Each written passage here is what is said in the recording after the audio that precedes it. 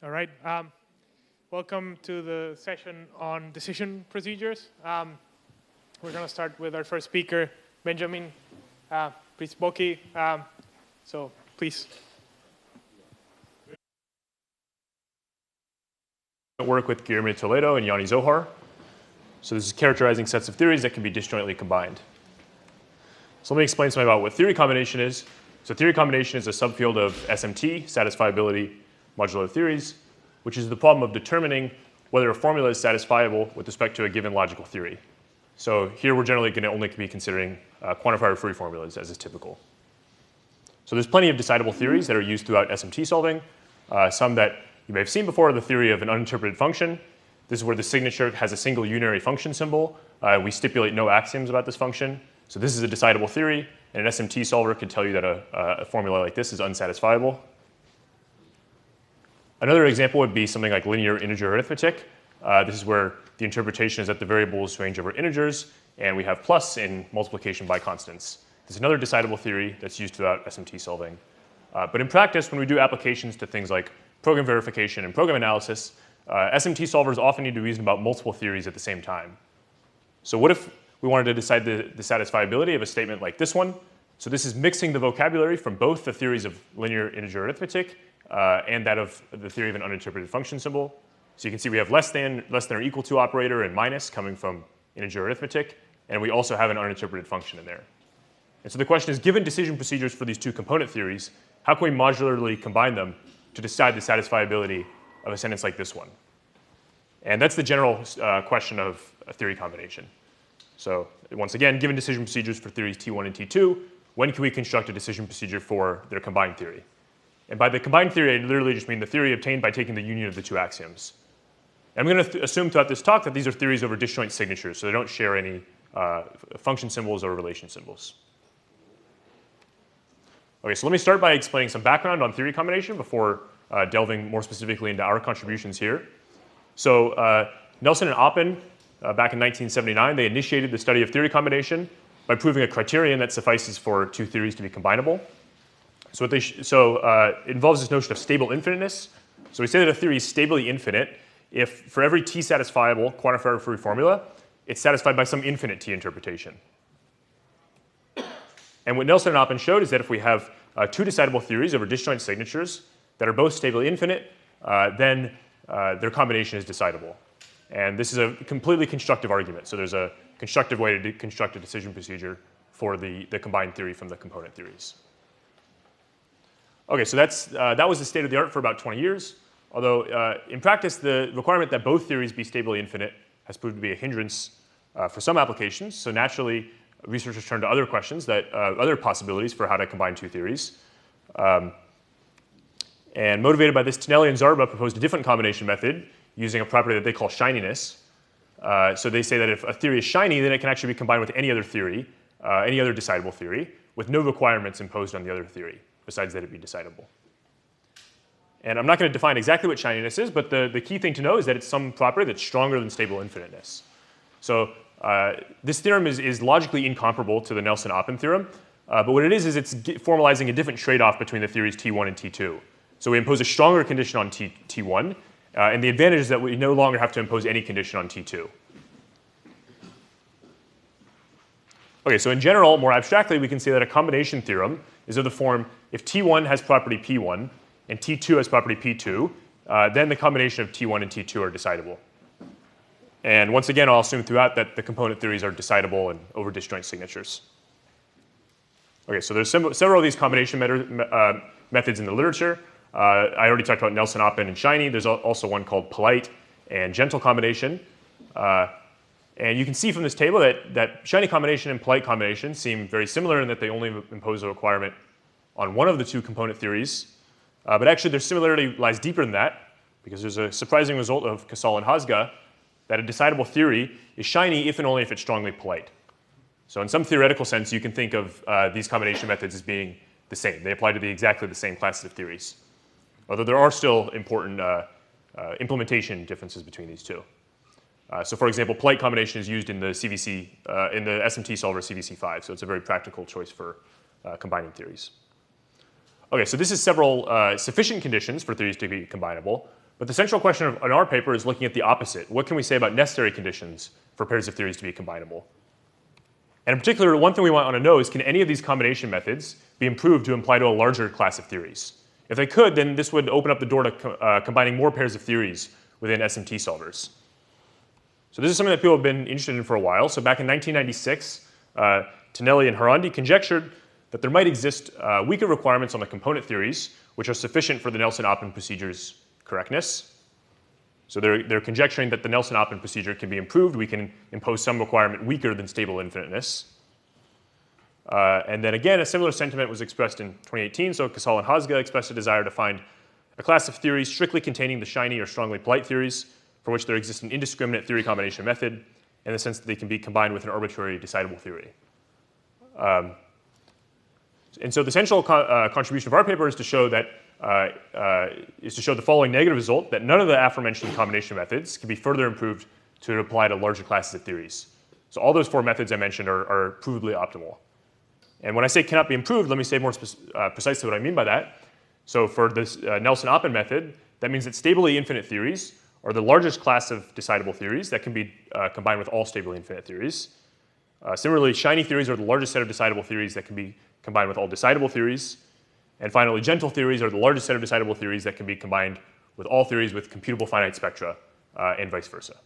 So I'm not expecting you to know what all these properties are, but this is basically saying that these methods are optimal in that sense. Okay, but our results are not all negative, so we also have some positive results. So en route to proving these results, we also introduced a framework for studying and classifying theory combination properties. And specifically, what I'm going to explain in a minute is that we show there's a lattice of theory combination properties that's induced by this Galois connection that pairs up properties that are amenable to combination. So this is just a glimpse of this lattice that I'm going to describe later, and I'll show you what these, how to interpret it. And so this facilitates the discovery of new combination methods. And actually, in our paper, we prove several new combination methods. And those combination methods are all sharp in the previously mentioned sense. So they also cannot be improved. But again, they formalize a different trade-off between the properties that we impose on T1 and T2. Okay, so let me explain what the Galois connection is. So we'll let this fractor T be the set of all decidable theories.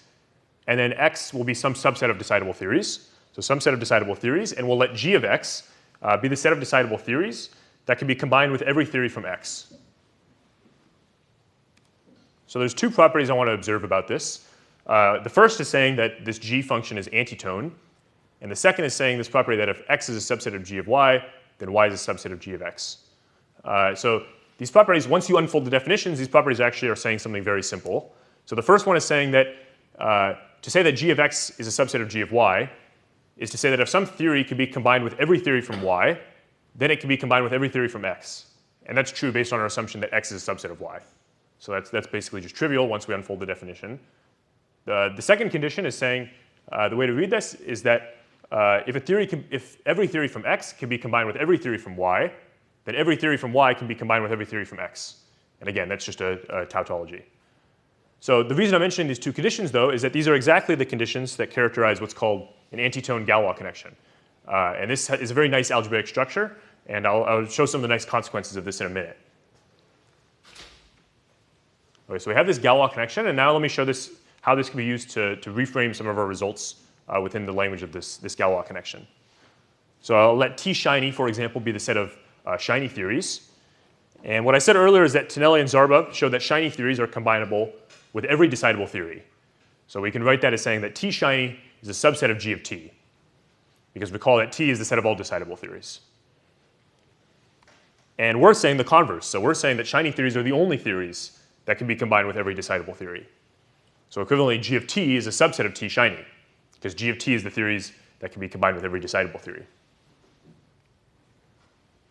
So the thing I want to observe here is that if X is a subset of G of Y, this means that there's a combination theorem for the pairs of theories X and Y, in the sense that there's a general method that will combine any pair of theories taken from X and Y.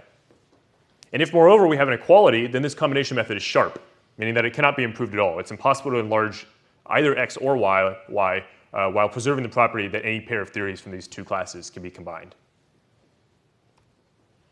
And then observe as a consequence of this definition that a subset of theories participates in a sharp combination theorem if and only if x is equal to g of x, in which case we say that x is closed, because this g operator iterated twice is actually a closure operator. That's a consequence of the Galois connection.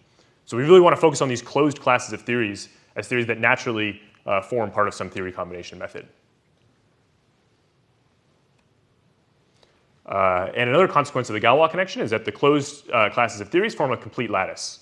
So this means that they're closed under arbitrary meets and joins. So this means that there's a complete lattice of theory combination properties, each of which, according to the Galois connection, is paired with some other class with which it can be disjointly combined. Okay, so far I've just been stating things in this abstract framework, stating definitions. But now let's actually go into the details and say how would we prove something like this. So how would we prove that g of t is a subset of t shiny? So I'm going to explain at a high level roughly how we do this. So we'll let t be an element of g of t. And recall that what that means is that t can be combined with every other decidable theory t prime. And now we want to show that t is shiny. Okay, so the idea is that we're going to cook up some decidable theory t prime such that if t can be combined with t prime, then this forces t to satisfy some desired property. I'll give you an example of this on the next slide. And we call t prime a test theory because it's basically testing whether t has some property. And if we probe t with enough test theories, this allows us to deduce enough properties about it to conclude that it's shiny. So let me show how this works for one property. So the shininess is I'm not going to give the whole definition, but one aspect of shininess is a shiny theory has the finite model property. And the finite model property means that for any quantifier free formula, if it's satisfiable, then it's satisfied by some finite model. So it has a finite t interpretation. Okay, so here's how we're going to make our test theory. So let f be the number of steps it takes for the nth Turing machine to halt, according to some enumeration of Turing machines, or we'll let it be infinity if that Turing machine diverges. The key fact about f to recall here is that it's undecidable whether f of n is equal to infinity or not. That's the famous halting problem. Okay, so now we're going to define this somewhat strange-looking theory t less than, which has infinitely many nullary predicates, Pn, for each natural number n. And it's going to be axiomatized by Pn implies that there are at most f of n elements, assuming f of n is finite. And note that saying that there are at most f of n elements is something that we can say in first-order logic. So in first-order logic, we can express the statement that there's at most some finite number of elements. Okay, so perhaps surprisingly, we prove that t less than is decidable, even though it's defined in terms of this weird non-computable function. It's still decidable. And this is going to be exactly the test theory that we need to show that t has the finite model property. Okay, so suppose for the sake of contradiction that t does not satisfy the finite model property. So then there's some formula phi that only has an infinite t model. And then phi and p of n is satisfiable in the combined theory if and only if f of n is equal to infinity. And the reason for that is that phi only has an infinite model, and p of n is saying that there's at most f of n elements. So if that's the case, then the only way that those two things can be compatible is if f of n is equal to infinity. Okay, so in other words, we can test whether f of n is equal to infinity by asking whether phi and p of n is satisfiable in the combined theory. And by assumption, the combined theory is decidable. So this gives us a decision procedure for determining whether f of n is equal to infinity. That's a contradiction. That contradicts the undecidability of the halting problem. Okay, so that's one aspect of the proof. And basically, in the paper, we're doing a bunch of these sorts of things where we have to come up with some test theory to determine whether a theory has a desired property. So it's a bunch of theories that are defined in terms of weird non-computable functions, but nevertheless turn out to be decidable for non-trivial reasons. Okay, so that was something about how we actually proved these sharpness results. An interesting, surprising corollary pops out of our results, which is as follows. So there's a decidable theory t prime, such that for every other decidable theory t, if those two theories can be combined, then t can actually be combined with every decidable theory. So there's actually a theory that's maximally difficult from the standpoint of theory combination. And the reason is actually a simple corollary of our proof, because in our proof, we show that there is a single test theory that forces combinable theories to be shiny. And once you're shiny, you can be combined with any decidable theory. So that was something that we would not have at all expected this to be true beforehand, but then we looked at our proof and we were we sort of observe that this is like a nice corollary. And you can think of this as being analogous to complete problems in complexity theory, like a maximally difficult problem. So this is sort of a new phenomenon in theory combination that seems to have been unnoticed so far. And we similarly have these sort of maximally difficult theories for all the other for most of the other theory combination properties in our paper. So for example, there's a maximally difficult stably infinite theory. There's a stably infinite theory such that if a theory can be combined with that, then it can be combined with all stably infinite theories. Okay, so that was something about tightness. Now I want to say how we actually use our framework to discover new combination methods. And we have a couple ways to do this. So one is what we call taking the closure. So what I mean by this is for some existing combination theorems that are in the literature, it actually turns out that they're not sharp. And we tried to prove that they're sharp, and we got stuck, and we realized, OK, we can actually improve this theory combination method to a more general version. And we call this taking the closure of a combination method, because we're upgrading a combination theorem involving a class of theories X to one involving its closure, G of G of X. And having a nice stock of test theories is helpful for not only discovering that a set of theories is not closed, but determining what its closure is. Because we can use its various test theories and test whether it's combinable with those. And that tells us something about the properties it satisfies. So there were a couple of combination methods in the literature that we were able to improve to get a sharp one. The other ways is by more so exploiting the algebraic properties given to us by the Galois connection. So recall that the closed sets of theories form a complete lattice, and their meet is given by taking the intersection, and their join is given by taking the union and then closing that set of theories. So this means that we can discover new combination methods just by taking old methods and taking meets and joins of these theory combination classes. And taking the meet is just trivial. It's just the intersection. Taking the join is a little more involved because you not only have to take the union but also close it. But the test theories can be helpful for doing this. And once you have a theory combination method derived by this method, it's sharp by construction. So one method that I want to showcase, because it's just independently interesting, you can read the paper to see more on how we actually derive this, is what we call the computable spectra method. So to say that a theory has computable spectra, if there's an algorithm that, given a quantifier free formula phi and a cardinality k, decides whether phi has a model of size k. So I think that's a fairly natural condition.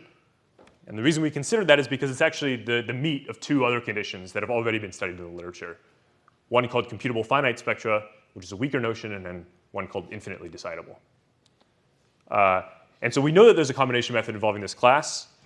And in fact, it turns out to just be a totally symmetric method. So what we can say is that if we have decidable theories over disjoint signatures that both have computable spectra, then their combination is decidable. And this is, of course, sharp.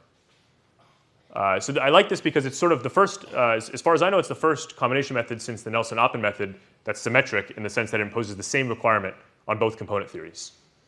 Though this requirement is logically incomparable to the Nelson-Oppen. So it's neither weaker nor stronger than stable infiniteness. OK, so here's part of the lattice of theory combination properties that we have. So the way to read this is that these are each of these elements of the lattice is a class of theories, and the Galois connection pairs it with its reflection across the horizontal line. And these are ordered by inclusion. So at the very top, we see T, that's the set of all decidable theories, and if we reflect it, we get T shiny. So that means that there's a sharp combination method between all decidable theories and the shiny theories. On the far right, we can see that we have TSI, those are the stably infinite theories, and those are combinable with themselves. Here in the middle, we have TCS. This is the theories with computable spectra. Those are again combinable with themselves, and you can see that we have several other combination methods, some of which existed before us and some of which are new due to us. And I should say that there's really not many properties about this lattice that we know. All we know is that we know that it's a complete lattice. We don't really know much else besides that. So in particular, we don't even know whether it's a distributive lattice. That would be nice to know given the demonstrated utility of computing meets and joins. Although we don't really expect any reason there to be any reason for it to be distributive, but we haven't found a counterexample. The other thing is that we know that the lattice is infinite, so we actually do describe an infinite family of theory combination methods. In fact, an uncountably infinite family. So the space of theory combination methods is quite rich. Okay, so to conclude, ever since Nelson and Oppen's seminal paper in 1979, one of the central theoretical questions in theory combination has been when two sets of theories can be disjointly combined by a modular combination procedure.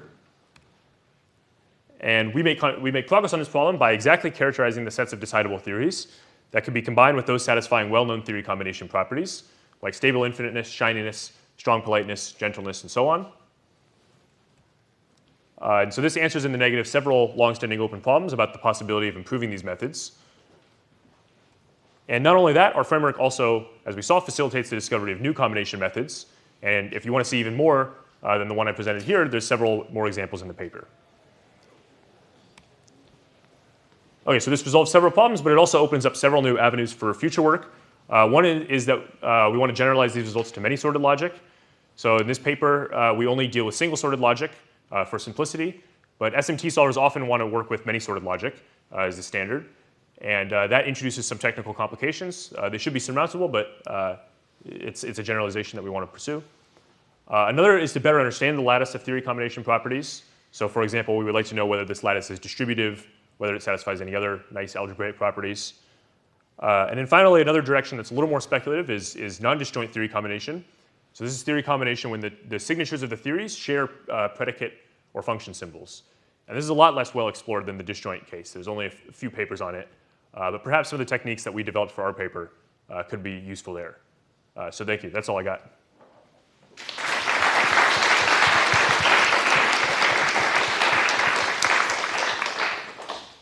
Okay, thank you. Our questions? There in the back. Thanks, very nice result. Do you get also something about the complexity of the theory combination, or do you think these lattice theoretic results could apply to say something new? Yeah, so this is I thought about mentioning this on the slide as a future direction. We mentioned this in the paper as something that could be a good future direction to explore, but the answer is actually, so yeah, no, we don't really get any nice complexity results characterizing. So in some cases, the combination procedure we have isn't even primitive recursive in general. So it would be nice to also look at maybe a more restricted form of combination where we insist not only that the combination be decidable, but that it be decidable with a computational complexity that's not much greater than that of the component theories. So I think that's a really interesting direction. Thanks for the nice talk. The results are very good. So is there an assumption that that we're only looking at quantifier-free formulae? Yeah, only quantifier-free formulas. So do you think the results would at least slightly extend to the case when we have quantifiers? No, I don't think any of them will, because yeah. So this is also something that I think is an interesting future direction, but I don't know much about it. So there's several counterexamples of theories whose combination is undecidable.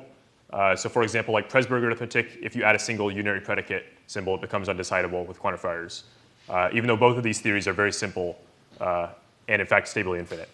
So I don't really know a nice characterization of when a combination of a full first-order theory is decidable. And likewise, is there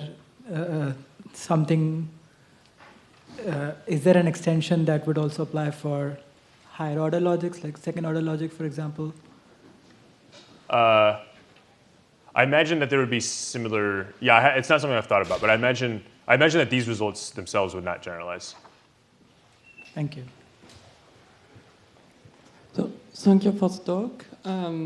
Do you have any results about the combination of more than two theories?